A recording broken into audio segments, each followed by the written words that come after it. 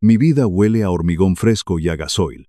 A las 7 de la mañana, cuando el sol de Valencia apenas empieza a calentar el asfalto, yo ya estoy en la obra. Soy Mateo Navarro, y a mis 58 años he levantado más edificios de los que puedo contar. Mi empresa, Construcciones Navarro, no es una multinacional, pero en esta ciudad, nuestro nombre es sinónimo de trabajo bien hecho. Ese día llegué a nuestra reforma principal en Ruzafa, esperando encontrarme la hormigonera girando y a mi cuadrilla lista para verter los cimientos del segundo piso.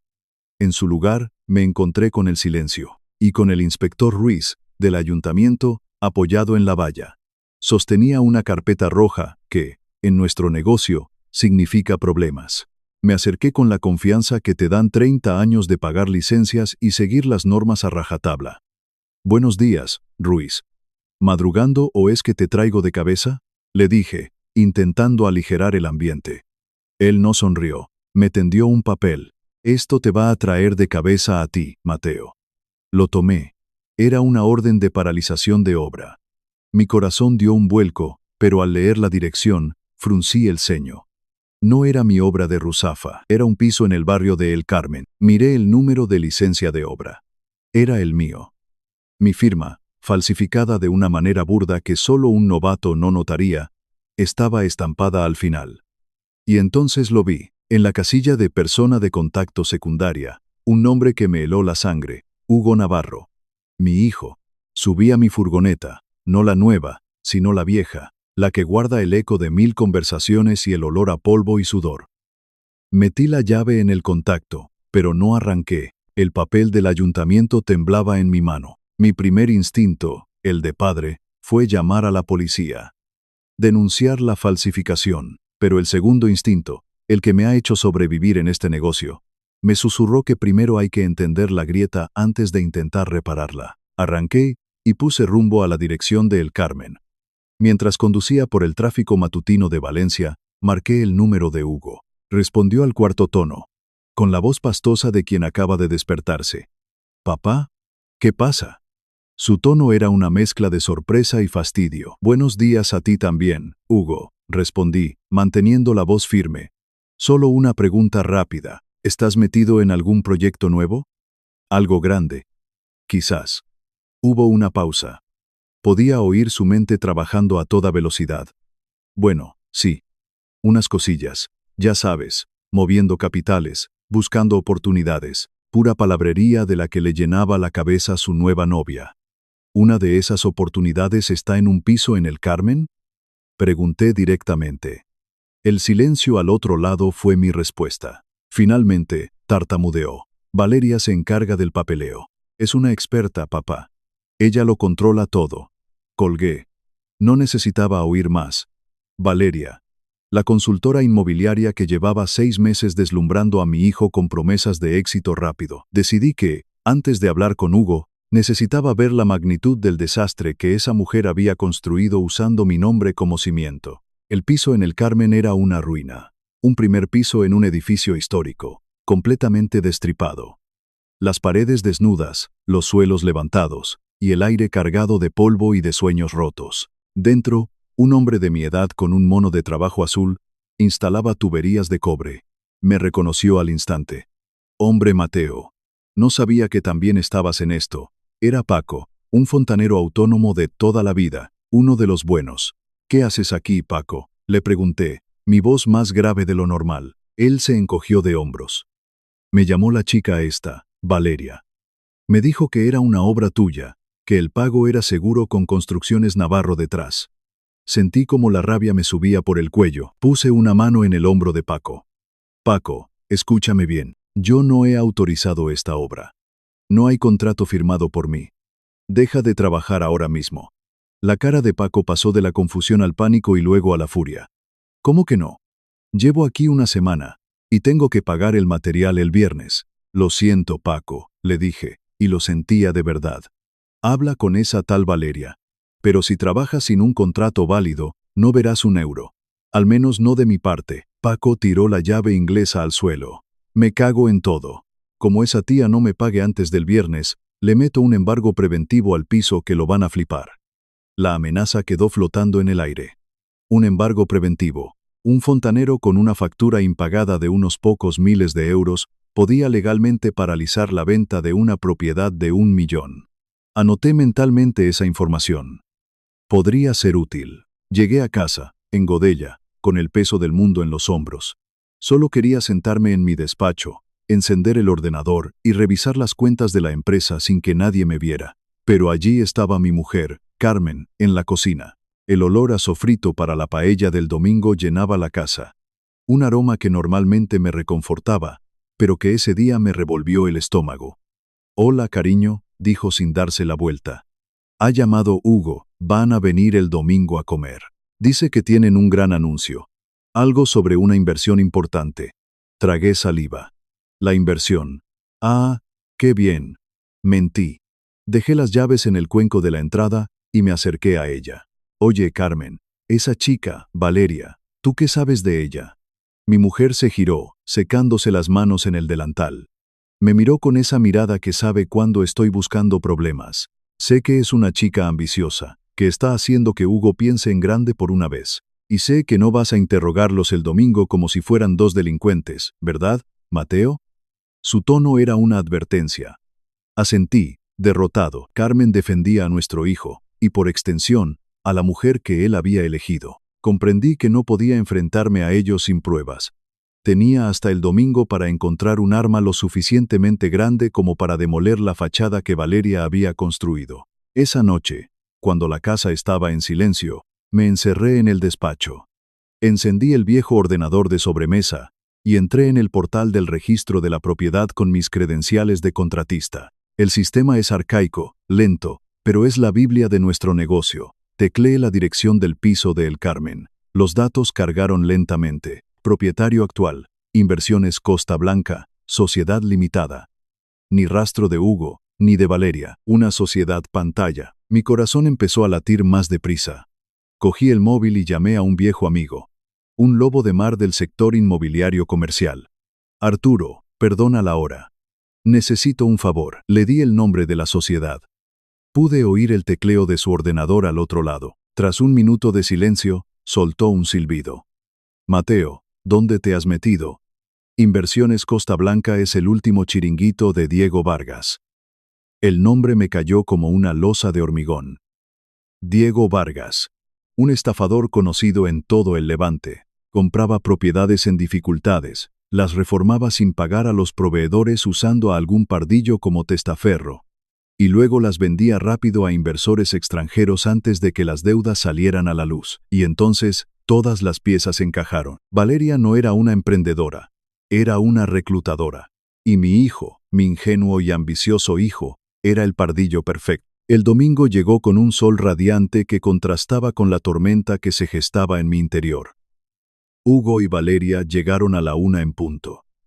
Él, nervioso, con una camisa demasiado cara para un domingo en familia. Ella, impecable, con un vestido que gritaba «éxito». Mientras Carmen los abrazaba, yo observaba a Valeria. Sus ojos no se perdían detalle, pero no como quien admira una casa, sino como quien la tasa. «¿Qué potencial tiene este chalet, Mateo?», dijo, con una sonrisa perfectamente ensayada. «Con una pequeña reforma en la cocina y abriendo este muro, podrías aumentar su valor de mercado en un 20%. Usaba la jerga como un arma, calculando metros cuadrados y beneficios en voz alta. Le ofrecí un vermut. «Gracias», aceptó. «Cuéntame, Valeria», empecé, mi voz deliberadamente casual. «¿Qué tal vuestros últimos proyectos en Madrid? Deben de ser impresionantes». Ella no parpadeó. Desvió la pregunta con una agilidad asombrosa, hablando de sinergias del mercado y modelos de negocio disruptivos. Pero sin dar una sola dirección, un solo nombre de un contratista, un solo dato concreto. Era como intentar clavar un clavo en el humo. Vi claramente su método, deslumbrar con palabrería para ocultar el vacío que había detrás. Y me preparé para dejar caer el martillo. Nos sentamos a la mesa. Carmen sirvió la paella, humeante y perfecta. Por un momento, casi pareció un domingo normal. Entonces, Hugo se aclaró la garganta. Todas las miradas se volvieron hacia él. «Bueno, papá, mamá. Como sabéis, Valeria y yo llevamos un tiempo trabajando en un proyecto muy importante. Empezó su discurso, el que sin duda le habían ensayado. Habló del piso de El Carmen, de su ubicación estratégica y su enorme potencial de revalorización. Finalmente, llegó al grano. Estamos en la fase final de escrow, pero para asegurar la operación necesitamos una última inyección de capital. 85.000 euros. El silencio se apoderó de la mesa. 85.000. La cifra exacta de la que me había advertido mi amigo que solía estafar Diego Vargas. Explícame la estructura de ese escrow. Hijo. Pedí calmadamente. Y la situación de los permisos. Quiero entender los detalles. Hugo tropezó. Empezó a balbucear sobre vehículos de inversión y trámites acelerados. Valeria intervino al instante, con su voz suave y autoritaria, lanzando una cortina de humo de términos financieros complejos, pero vacíos. Fue entonces cuando decidí que ya había tenido suficiente. El momento de proteger a Hugo había terminado. Era el momento de que viera la verdad, aunque la verdad le destrozara. Con un movimiento lento y deliberado, saqué la orden de paralización del ayuntamiento de mi bolsillo y la puse sobre la mesa, justo al lado de la paellera. El sello rojo oficial destacaba sobre el mantel blanco. Hugo se quedó pálido. Carmen ahogó un grito. Esto debe de ser un simple error burocrático, Mateo, dijo Valeria rápidamente, intentando mantener el control. Pero su sonrisa no llegaba a sus ojos. No es un error, dije, mi voz resonando en el comedor. Es una falsificación de mi firma en un permiso para una obra ilegal, en una propiedad que no es vuestra, sino de una sociedad pantalla de Diego Vargas. Dije el nombre del estafador en voz alta y clara. Hugo me miró, con los ojos desorbitados. Valeria intentó hablar, pero la fulminé con la mirada. No voy a daros ni un solo euro. La humillación se apoderó del rostro de mi hijo. Pero en lugar de vergüenza o arrepentimiento, lo que vi fue rabia. Se puso en pie de un salto, tirando la silla hacia atrás. Lo sabía, gritó, señalándome. No soportas que haga algo por mi cuenta. Quieres tenerme siempre debajo de ti, picando piedra como un dinosaurio. Sus palabras me golpearon más que cualquier puñetazo.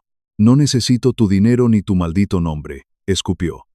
Agarró a Valeria de la mano, y sin mirar atrás, salió de la casa dando un portazo que hizo temblar los cimientos. Mi mujer me miraba, con lágrimas en los ojos, y yo solo podía mirar el papel rojo sobre la mesa. La guerra había comenzado. El portazo de Hugo todavía retumbaba en mis oídos, cuando Carmen se giró hacia mí, con la cara surcada por la decepción. Empecé a recoger los platos de la mesa en silencio, apilando la vajilla con más fuerza de la necesaria. ¿Estás contento, Mateo?, preguntó, su voz un susurro cargado de reproche. No respondí. Te he preguntado si estás contento. Insistió. Dejé los platos en la encimera. He hecho lo que tenía que hacer. Carmen, le he salvado de una estafa. Ella negó con la cabeza. No.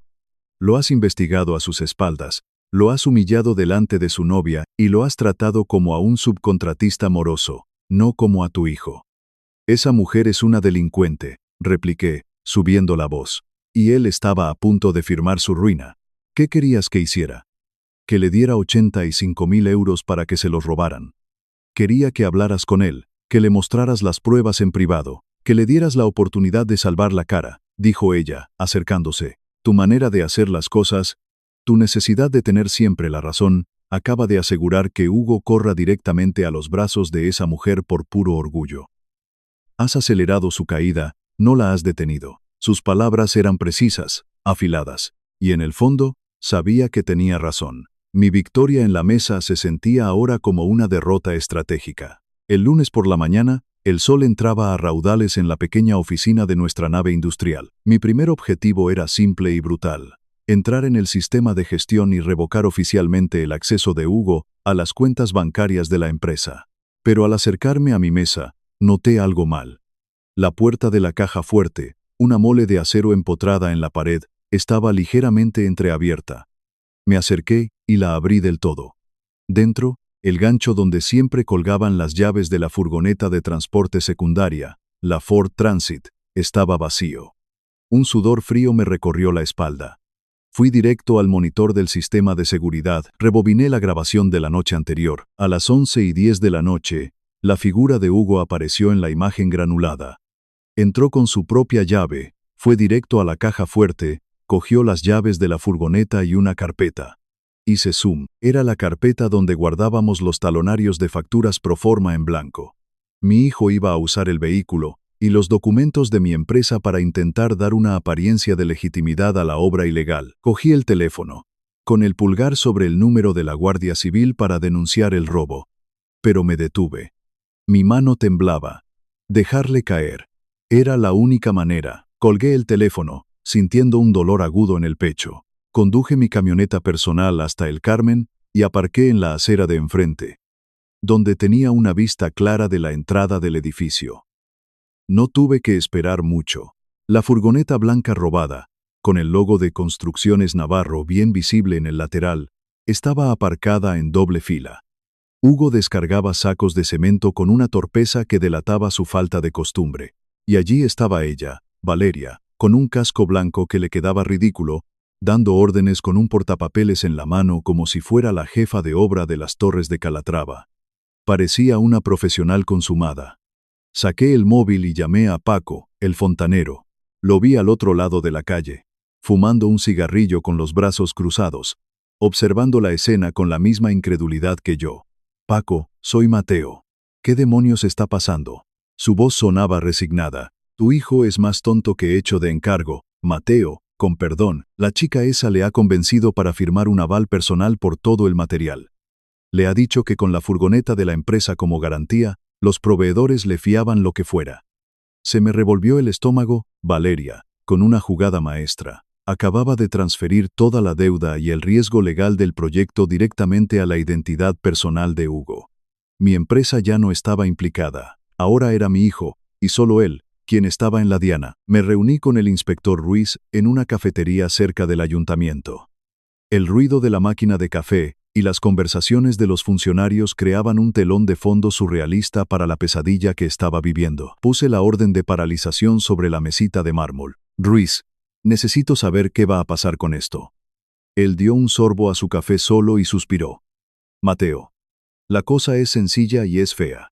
La licencia es falsa, pero el nombre del solicitante secundario, tu hijo, es real. Y su firma, aunque sea en un documento fraudulento, le vincula. El ayuntamiento no se anda con chiquitas con las obras sin permiso en el centro histórico. Se inclinó hacia adelante. Estamos preparando una sanción administrativa. Por la gravedad de la infracción, calculo que será de unos 40.000 euros, y la multa irá directamente a nombre de Hugo Navarro. 40.000 euros. ¿Hay alguna forma de retrasarlo? Pregunté, la voz ronca. ¿De darle tiempo para que se dé cuenta del lío? Ruiz negó con la cabeza. La maquinaria burocrática ya está en marcha, Mateo. Es imparable. La notificación saldrá por correo certificado este viernes, como muy tarde. El viernes, un reloj había empezado a correr. Tic, tac, hacia la ruina financiera de mi hijo. El miércoles por la noche, estaba en casa intentando revisar unos planos, pero las líneas se me antojaban borrosas. Mi teléfono vibró sobre la mesa. En la pantalla, el nombre, Hugo. Mi corazón dio un vuelco. Respondí. Papá, su voz sonaba tensa, despojada de la arrogancia del domingo. Intentaba sonar casual, pero el pánico se filtraba por los bordes.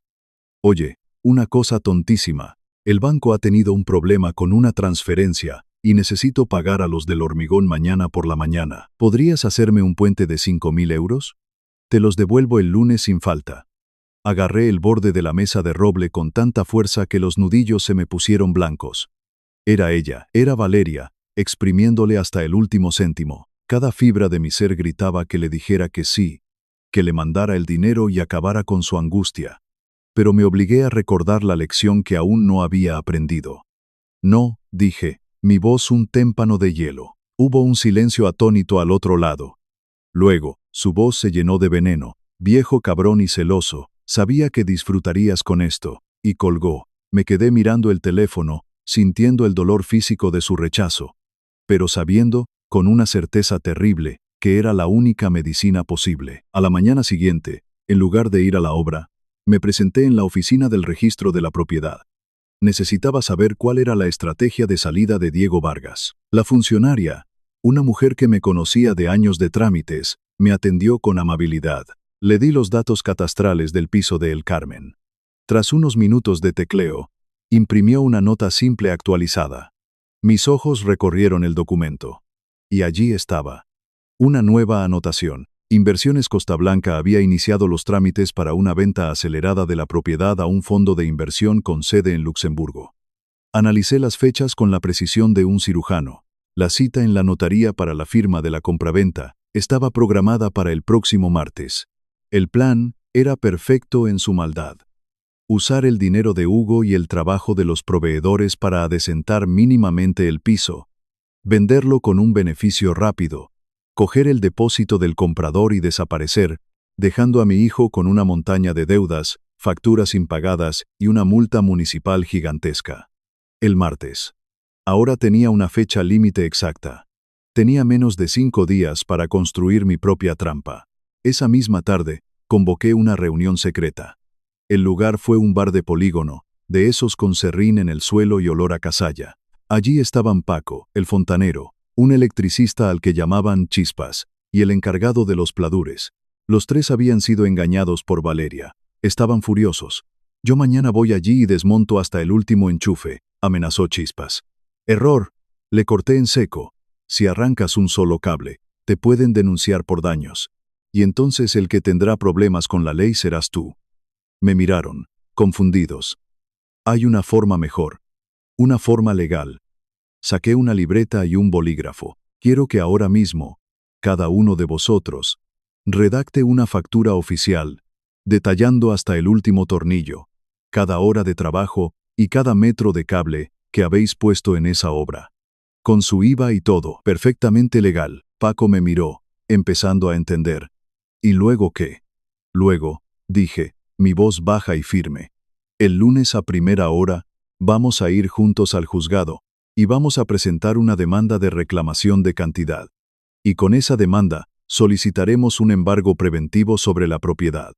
Confíen en mí, mi reputación vale más que las promesas de esa niñata. Se miraron entre ellos, vieron en mis ojos no la promesa de un salvador, sino la estrategia de un veterano. Asintieron. La maquinaria de mi venganza estaba en marcha. El viernes por la tarde, estaba en mi obra de Ruzafa revisando la impermeabilización de una terraza, cuando oí el chirrido de unos neumáticos. La furgoneta blanca de la empresa entró en el recinto a toda velocidad y frenó en seco a pocos metros de mí, levantando una nube de polvo. Hugo se bajó de un salto. Estaba desencajado, el pelo revuelto, la cara pálida y sudorosa. En su mano, un papel arrugado. La carta certificada del ayuntamiento. Estaba hiperventilando. Papá, tienes que ayudarme, jadeó, acercándose a mí a trompicones. Ha llegado esto, 40.000 euros. No los tengo. Sus ojos iban de un lado a otro, buscando una solución mágica. He llamado a Valeria, continuó, la voz quebrada. Su teléfono está apagado. He ido a su apartamento y la portera dice que se mudó ayer por la noche. Miré el papel que me tendía, la multa oficial. Luego miré su mano temblorosa. Con un gesto lento, se la cogí y le quité las llaves de la furgoneta. Las llaves de mi furgoneta. Se ha ido, Hugo, le dije, mi voz sin inflexiones, pero mis ojos diciéndole la verdad que no quería oír. Te ha abandonado. En ese instante, toda la arrogancia, toda la soberbia, se desvaneció de su cuerpo como el aire de un globo pinchado. Se derrumbó, comprendiendo que lo había perdido todo. Y por primera vez en mucho tiempo, tuve toda su atención. Llevé a Hugo a la caseta de la obra. No a mi despacho en la nave, ni a la comodidad de casa, a la caseta. Un cubículo de hormigón con una mesa metálica, 2 sillas de plástico y olor a cemento húmedo, sin café, sin pañuelos, sin consuelo. Se sentó, o más bien se desplomó, en una de las sillas, con la mirada perdida en la pared desconchada. Esperaba que yo sacara la chequera, que, como siempre, el padre solucionador apareciera para tapar el agujero. En lugar de eso, saqué una calculadora del bolsillo de mi camisa de trabajo. La encendí. El pequeño visor digital se iluminó. 40.000 euros de la multa del ayuntamiento, dije en voz alta mientras tecleaba los números. Hugo ni se inmutó. Paco el fontanero, unos 3.500. Chispas, 4.200. Los del Pladur, casi 6.000. y súmale los préstamos personales que has pedido esta semana, que calculo no serán menos de 10.000. La cifra en la pantalla crecía con cada pulsación. Finalmente, pulsé el igual. Total, 83.700 euros. Redondeando, 85.000 euros de deuda a tu nombre. Dejé la calculadora sobre la mesa, entre nosotros. El número brillaba. Papá, por favor, susurró. Le corté. No, no voy a pagar ni un céntimo de esta deuda, Hugo. Tú firmaste los papeles. Tú pediste los préstamos. Tú asumiste el riesgo. Ahora, tienes que afrontar las consecuencias legales de tu firma. El silencio fue absoluto. Luego, su cuerpo se sacudió, apoyó los codos en las rodillas y hundió la cara entre las manos. Y por primera vez, desde que era un niño pequeño que se había caído de la bicicleta, mi hijo rompió a llorar, sollozos profundos, desgarradores, que nacían de la comprensión de que, esta vez, no había red de seguridad. Me senté frente a él, en la otra silla de plástico, y esperé. No dije nada. Dejé que el torrente de pánico y autocompasión fluyera hasta agotarse. Pasaron varios minutos. Finalmente, los sollozos se convirtieron en un silencio tembloroso. Levantó la vista, con los ojos rojos e hinchados. Ella me dijo, empezó con la voz rota. Me dijo que tú me tenías aquí para controlarme, que nunca me dejarías crecer para que no te hiciera sombra, que tenías celos de mi ambición. Escuché sin interrumpir, cada palabra una confirmación de la estrategia de Valeria. Me prometió que nos iríamos a Madrid, que montaríamos nuestra propia consultora. Lejos de tu sombra, dijo. Por eso firmé los avales. Creí que estaba comprando mi libertad. Al oírle, una verdad incómoda me golpeó. Mi propia naturaleza controladora, mi manera de protegerle haciéndolo todo por él, había sido precisamente la palanca que Valeria había usado para separarlo de mí. Había creado yo mismo la vulnerabilidad que ella había explotado tan brillantemente. Internamente, acepté mi parte de culpa, pero externamente, mi rostro seguía siendo una máscara de granito. La lección aún no había terminado. Llegamos a casa al atardecer. Hugo, en silencio, subió directamente a la que fue su habitación de adolescente y cerró la puerta. Carmen me esperaba en el salón. Vio mi cara. Luego miró hacia la escalera. ¿Dónde está? ¿Está bien? Su instinto maternal estaba en alerta máxima. Está en su cuarto, respondí. Ella se acercó, la angustia dibujada en su rostro. Mateo, saca el dinero. Paga lo que sea. Arregla esto, es nuestro hijo. La miré a los ojos. No, la palabra fue dura. Definitiva. Carmen, escúchame. Esto es una trampa legal. Si pagamos la multa ahora, los estafadores se salen con la suya. Venderán el piso y desaparecerán. Hugo no aprenderá nada. Y nosotros habremos perdido 40.000 euros. Le expliqué el plan de Diego Vargas, la venta inminente, el embargo que pensaba ejecutar. Carmen, que es más lista que el hambre para los números, entendió la lógica al instante, aunque su corazón se resistiera. Su furia se transformó en una fría resolución. De acuerdo, dijo, su voz firme. En esta casa tendrá comida y una cama. Pero ni un euro. Que viva con la realidad de lo que ha hecho. En ese momento, dejamos de ser dos padres en conflicto para convertirnos en un frente unido. Un frente que iba a obligar a nuestro hijo a reconstruir su vida desde los cimientos. El lunes por la mañana, mientras Hugo dormía el sueño de los exhaustos, yo estaba de nuevo en mi despacho. Tenía una corazonada. Volví a entrar en el portal del registro de la propiedad. Busqué la anotación de la venta del piso de El Carmen. Allí estaba el detalle que había pasado por alto. La cita con el notario. Martes, a las 10 de la mañana. Diego Vargas, confiado en su plan, había fijado la hora. Y ahí estaba su error fatal, un error que solo alguien que lleva 30 años firmando ante notario podría detectar. La ley española obliga al notario a solicitar una nota simple actualizada del registro de la propiedad, conocida como la nota de cargas, como máximo 24 horas antes de la firma, para asegurarse de que el inmueble está libre de deudas. Esto significa que el notario de Vargas solicitaría esa nota el lunes por la tarde o, a más tardar, el martes a primera hora. Si mi embargo entraba en el registro antes de esa solicitud, la venta se bloquearía automáticamente. El notario, al ver la carga, se negaría a autorizar la firma, Tenía una ventana de oportunidad precisa e implacable. Tenía hasta las 9 de la mañana del martes para hacer saltar la trampa. Cuando estaba cargando unos sacos de cemento en la furgoneta, Hugo salió de casa. Parecía un fantasma. Llevaba la misma ropa del día anterior, arrugada y sucia. Se quedó parado a unos metros, mirando cómo trabajaba. ¿Qué se supone que haga ahora?, preguntó, su voz vacía. Mis cuentas están congeladas. No tengo trabajo. No tengo nada. Dejé el saco en el suelo de la furgoneta. Fui a la parte trasera y abrí un compartimento. Saqué un par de botas de seguridad con la puntera de acero, cubiertas de polvo, y un chaleco reflectante de color naranja. Se los tiré a los pies. Te ofrezco un trabajo, le dije. Peón de obra.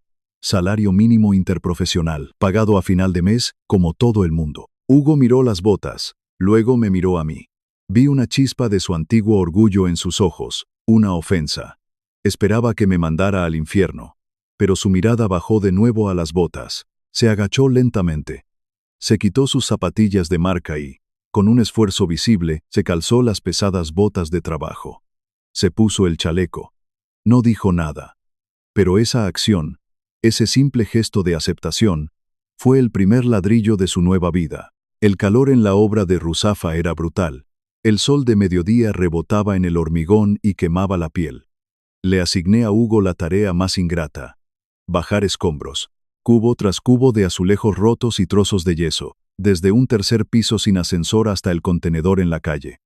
Lo observé desde la distancia, fingiendo revisar unos planos. Sus manos, acostumbradas a las pantallas de móvil, se enrojecieron enseguida. Pronto, aparecieron las primeras ampollas. Su camiseta de diseño se empapó de sudor y se tiñó de polvo blanco.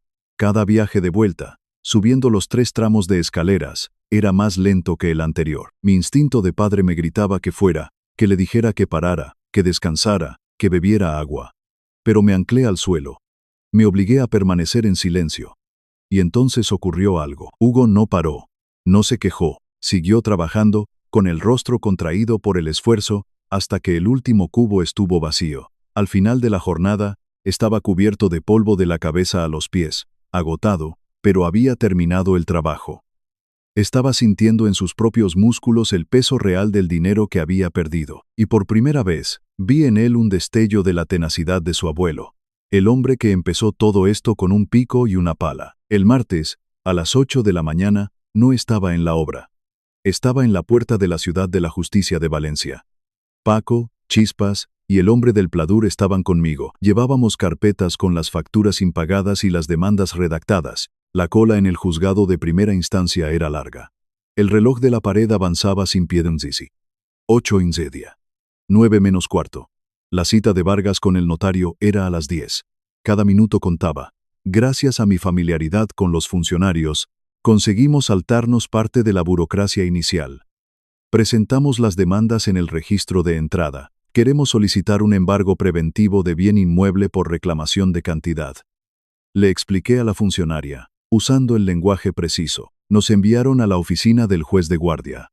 El juez, un hombre joven con cara de pocos amigos, revisó la documentación.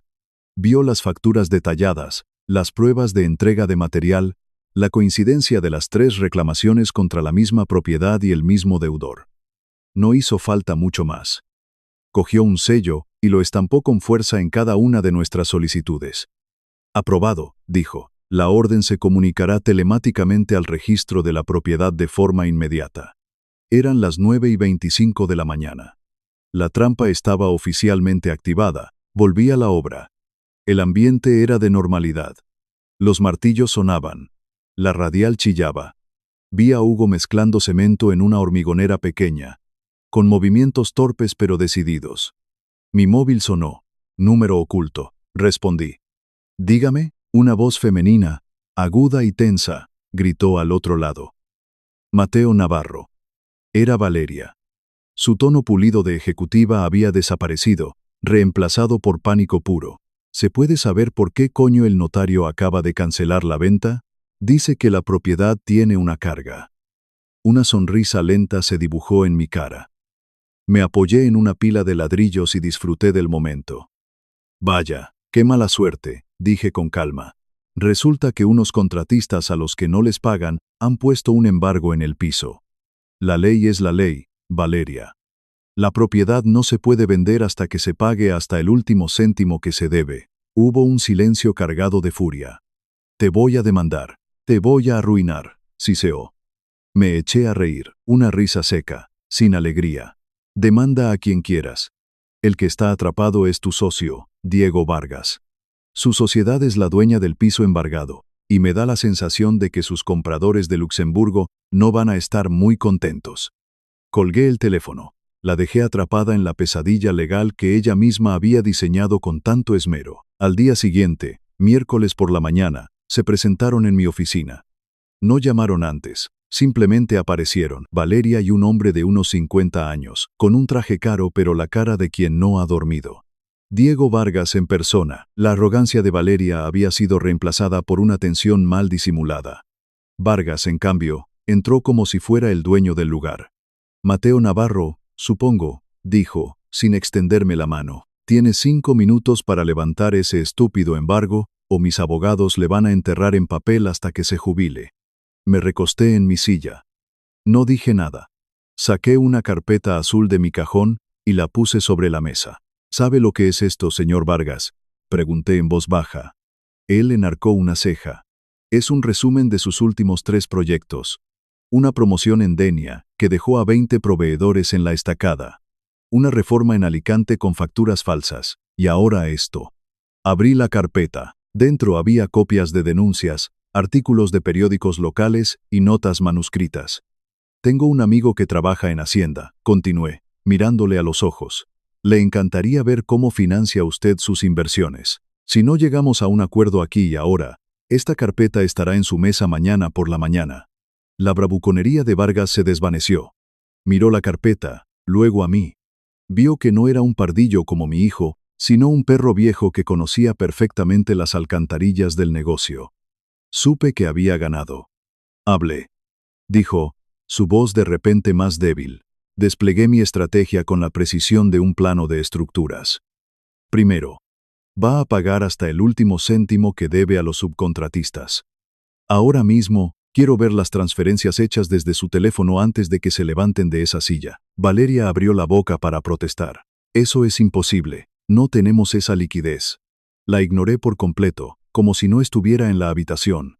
Mis ojos no se apartaron de Vargas. Segundo, va a devolver todo el dinero que mi hijo le ha transferido de sus préstamos personales. 10.000 euros. A la misma cuenta de la que salieron. Vargas tragó saliva. Y tercero, concluí. Una vez que vea el dinero en las cuentas de destino, llamaré a mi abogado para que retire el embargo. Y usted y yo no nos volveremos a ver nunca más.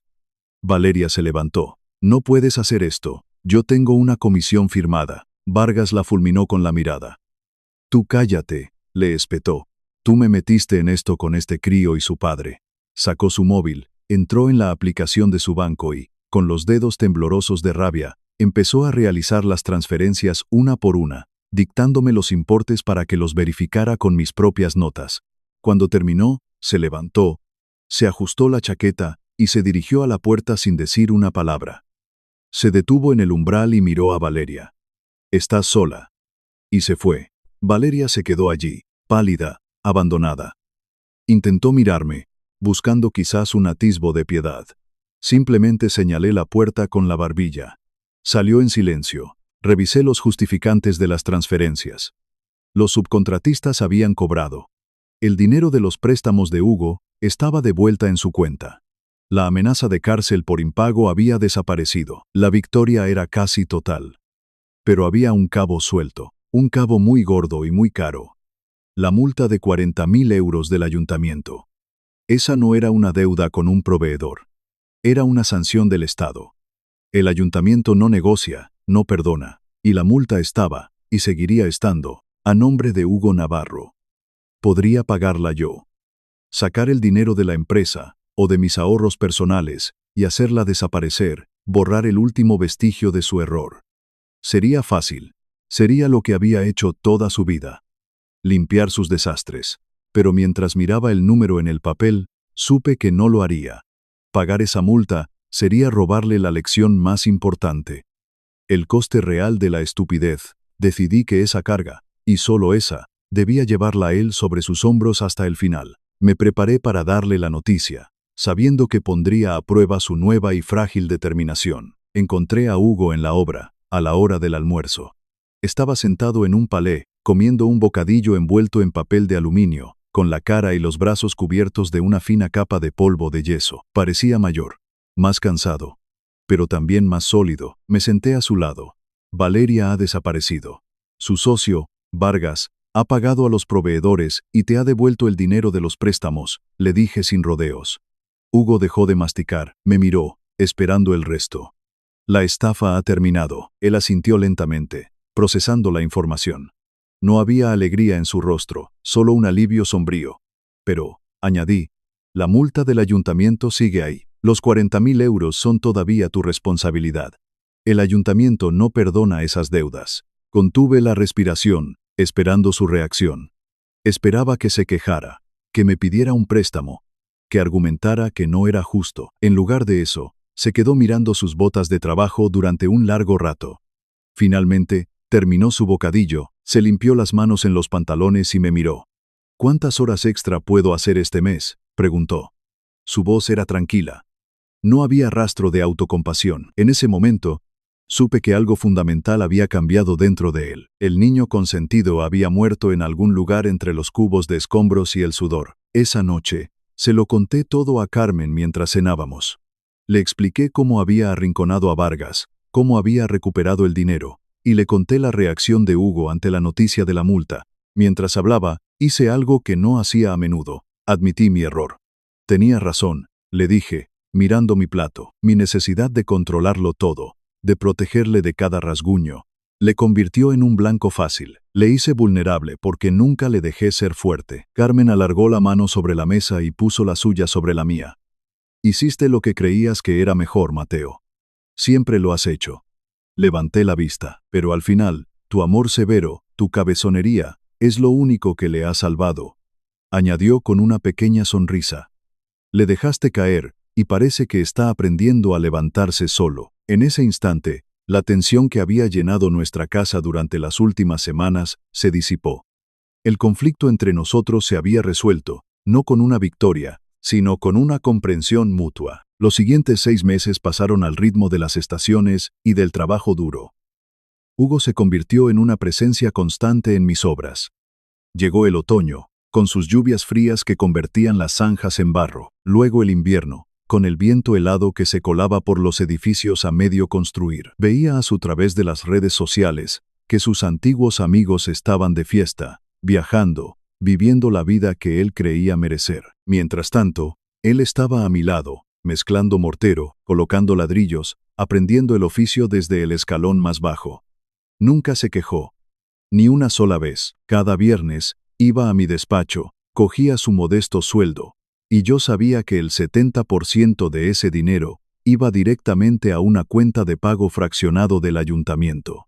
Su cuerpo cambió, perdió la grasa de la buena vida y ganó músculo. Sus manos, antes suaves, se llenaron de callos. Pero el cambio más grande fue en su mirada. Se volvió silencioso, observador. Los otros obreros, que al principio le miraban con recelo, empezaron a respetarle. Ya no era el hijo del jefe. Era Hugo, el chaval que trabajaba como el que más. Un día, casi un año después del desastre, llamé a Hugo a mi despacho. Le tendí los planos y el presupuesto de una nueva reforma, un local comercial para un cliente importante.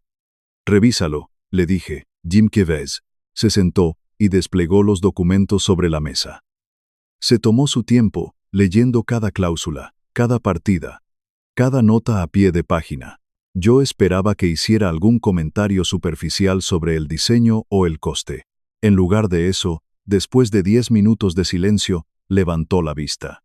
El contrato tiene 2 problemas, papá, dijo con seguridad. Primero, el cliente dice que tiene los permisos municipales en trámite. Eso no vale. Necesitamos ver la licencia concedida y sellada antes de mover un solo ladrillo. Asentí, impresionado. ¿Y el segundo? La cláusula de responsabilidad es ambigua. Si hay retrasos por su culpa, no especifica quién asume los costes adicionales. Nos podrían dejar colgados, señaló el párrafo con un dedo calloso. Yo no firmaría esto. Rechazaría el contrato hasta que la licencia esté en la mesa y esta cláusula se reescriba. Lo miré. No al niño que había intentado estafarme, sino al hombre que tenía delante. Había aprendido la lección, no en una charla, sino en la obra, con sudor y polvo. Abrí el cajón inferior de mi escritorio, el que rara vez usaba, y saqué una carpeta de cuero.